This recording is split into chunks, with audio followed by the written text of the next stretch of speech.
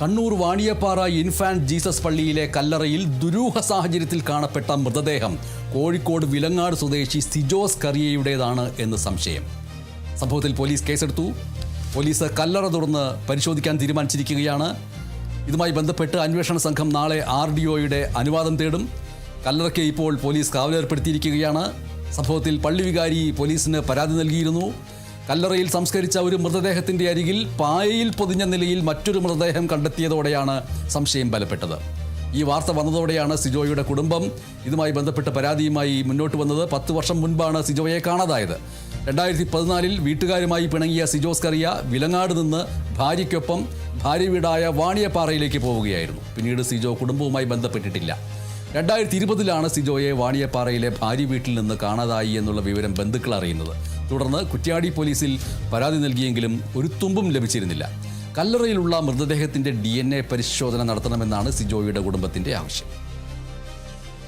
Police സ്റ്റേഷനിൽ ചെന്നപ്പോൾ ഇവന്റെ അഡ്രസ്സ് ഇവിടെ ആയതുകൊണ്ട് ഇവിടെ കൊടുക്കാതെ പോരാ അന്ന് ഞങ്ങളോട് പറഞ്ഞു.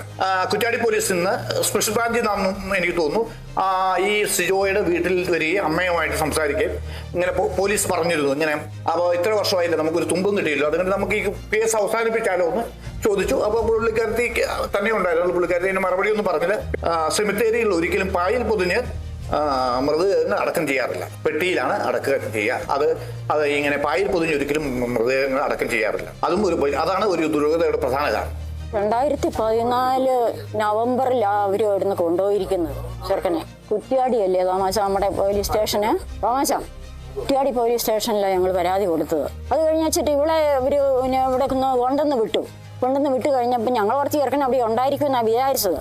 അങ്ങനെ ഇല്ലെന്നായി കഴിഞ്ഞപ്പോഴാണ് എല്ലാവരും പറഞ്ഞ് പരാതി കൊടുക്കാൻ പറഞ്ഞിട്ട് ഞങ്ങൾ പരാതി കൊടുക്കുന്നത്. സംശയം ഇപ്പം ഇങ്ങനെ ഈ വാർത്ത വന്നപ്പം ഇത് കേട്ടത് കൊണ്ടാണ് എല്ലാവർക്കും ഒരു സംശയം. ബോഡി കണ്ടെന്നും പറഞ്ഞുകൊണ്ട് ഈ വാർത്തയിൽ എഴുതി കാണിച്ചപ്പോഴാണ് എല്ലാവർക്കും ഒരു ഇനി ഏതാണെന്ന് നമുക്കറിയത്തില്ലല്ലോ.